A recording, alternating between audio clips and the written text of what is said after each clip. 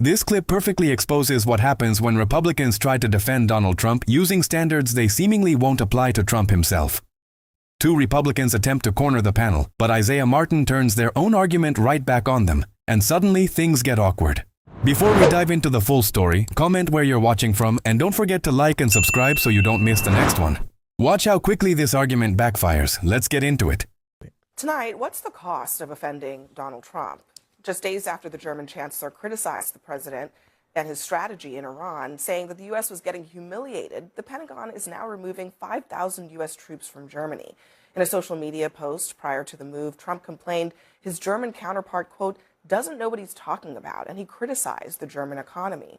The Pentagon says that the troop withdrawal will take 6 to 12 months, but on the outside, the move is largely viewed as a symbolic one. Even if 5,000 troops are removed from Germany, it would still host the second largest U.S. troop presence in the world, behind only Japan. It is very like Trump that this is happening, largely because he felt insulted by the Germans. And it kind of speaks to just how he operates. It's sort of like a tit for tat. Yeah, I think it does speak to how he operates. I mean, this is someone with very thin skin. Even if it is symbolic, I mean, 5,000 troops, I think, is still significant. But I think the larger message that this sends is not to Germany. It's actually to Vladimir Putin. It is, we are going to pull down our troops. We are going to lessen our presence. Even though we still have a large presence in Germany, we're going to respond. And that sends a message to Putin that we have been pretty much under this administration not serious about arming Ukraine and supporting Ukraine. But I think that just gives Putin more carte blanche to continue this war of choice that is he continues to wage in Europe. And it leaves less protection for our allies in Europe. And I think what's the miscalculation here of this administration is we use our European allies and bases there to support operations in the Middle East and also in Africa. And we also use those bases to support our operations for our own defense. So this might be symbolic, but it does send a message to Putin, and it also sends a message to our allies overseas as well. Yeah, you're right. We do. I've been to K-Town there, and we do Landstuhl Air Force. Landstuhl is the medical center that we utilize there. And I wish that this administration wouldn't sort of do these types of things when it comes to our strategic military interest in the region. I don't know what's behind this. I didn't read say that. I agree. There we go. Look, I think that when it comes to the military and it comes to our national defense, it's not political. I say that all the time. It's not right or left. I do think this is going to impact the German economy, right? 5,000 U.S. Army soldiers are the most, that's the service that's there. Spending money in that economy is going to have an impact. And maybe that's the message that the president is trying to send. I don't know that I agree 100% that that's the way we should conduct that in sending the message to the Germans, but I understand the intent behind it at least. So, I mean, this is not, this is going to seem like a completely different topic, but the other moment that a lot of people accused the president of having thin skin about was how he reacted to Jimmy Kimmel's joke from last week. And here's Joe Rogan criticizing the president for just all that has transpired after that alleged joke. Adam Carolla had a really good point. He said that joke on a Thursday. On Friday, nobody gave a because Kimmel. He said a joke about Melania. He made his own mock White House press correspondence dinner. Right. And he said Melania has the glow of a woman who's recently widowed. Okay. That's it. It's an old guy joke, like he's going to die. Yeah, soon. It could be, or an assassination joke if you want to take it that way, but he is old. Wait, but then, after the attempt? No, before. So it's on Thursday, and this is Carolla's point. That's a really good point. He said no one gave a on Friday. Right. It came out on Thursday. No one cared on Friday. No one cared on Saturday until Saturday night when the assassination attempt, and then all of a sudden everyone's blaming Kimmel. And now it's just been added to this like very tiresome, frankly, long-standing tit for tat between Trump and Kimmel, and it just he won't let it go.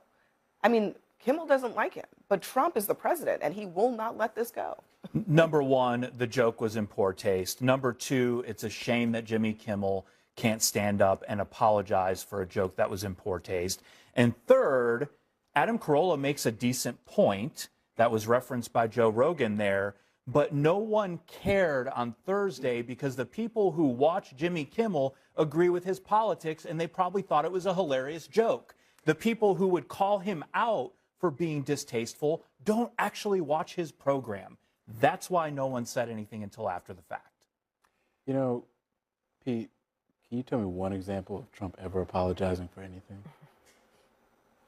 Can you tell me one example of Trump? I don't know why it making a joke about matters. someone, I mean, like, Jimmy dying? Kimmel made a Are you distasteful joke. serious? Robert Mueller?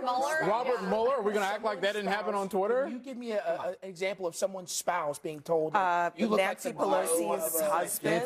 I mean, Paul Pelosi. Sad about the your point is Hold that on. Trump made jokes about Paul Pelosi, implying all kinds of crazy conspiracies about why he was attacked with a hammer. The president did that. That actually did happen. And I would also add, I mean, the president earlier this week made a joke to his wife that she's going to outlive him. In front of he made the joke in front of the king. But every wife makes that joke. I think the joke was unkind and unfunny. Yeah. But why make a federal case out of it? This whole city lives in fear of Trump's petty angers. The entire Senate, the entire Congress does. Everyone in the administration. That's why they have to parrot his lies about the 2020 election or whatever he wants them to say. The entire city lives in fear of it because he makes a federal case out of everything. And that's exhausting. And that's the point. I mean, it's like, again, you cannot show me an example of Trump ever apologizing for anything. So I just think it's rich when any conservative tries to go and say that someone should apologize for anything. The point is that the Republican Party ran on a platform. Okay? Peter speaking. The Republican Party ran on a platform to me, so that's okay. of having free speech. That's what you guys campaigned on. You went to all the college campuses all around talking about you stood for for free speech. Now you have the President of the United States being so much of a snowflake that he cannot handle a joke he doesn't like from Jimmy Kimmel. That's ridiculous. And Jimmy Kimmel can't be man enough to apologize. Your president is not man enough because he's that never Donald Trump is in the gutter, so you think you should just jump in it with him? Rise up to it. I know. You do use the whole you thing a lot. Like, let's be not personal and accusatory about everything. Did you vote for him? I didn't, actually. Would you like to know that? Oh, that's breaking news on me. CNN. I've never voted for Donald Trump. How about that? That's news to me. You got it. That's going to be a hot take. Yeah, good. It'll make it on Mediaite or whatever. He is your president, too. That is Just for the record. He's the president. And your president. All right, guys. Next for us in corporate America. And this is where the whole argument completely falls apart for me. They came into this conversation demanding that Jimmy Kimmel apologize for a joke, but the moment Isaiah Martin asked them to apply that same standard to Donald Trump, suddenly there was no clear answer. That's the contradiction. The President of the United States should be held to at least the same standard, if not a much higher one, than a late-night comedian. Yet somehow, when Trump says something offensive or inflammatory, his supporters often find a way to explain it away. But when someone they disagree with crosses the line, suddenly apologies and accountability become incredibly important. You cannot have it both ways, and that's why Isaiah Martin's question was so effective. He didn't need some complicated argument. He simply asked them to be consistent. If Jimmy Kimmel should apologize when he goes too far, then why shouldn't Donald Trump be expected to do the same? And then came perhaps the most revealing moment of the entire exchange. After being directly challenged over his support for Trump, one of the Republican panelists responded, "I've never voted for Donald Trump." Now that is quite an admission in the middle of this particular argument. They tried to corner the other side, but instead ended up defending a standard they struggled to apply consistently themselves. And that, more than anything, is what made this exchange so fascinating to watch. But what do you think? Was Isaiah Martin right to call out the double standard? Or did the Republican panelists have a point about Kimmel? Let me know in the comments. And if you enjoyed the breakdown, hit the like button, subscribe, and turn on notifications. I'll see you in the next one.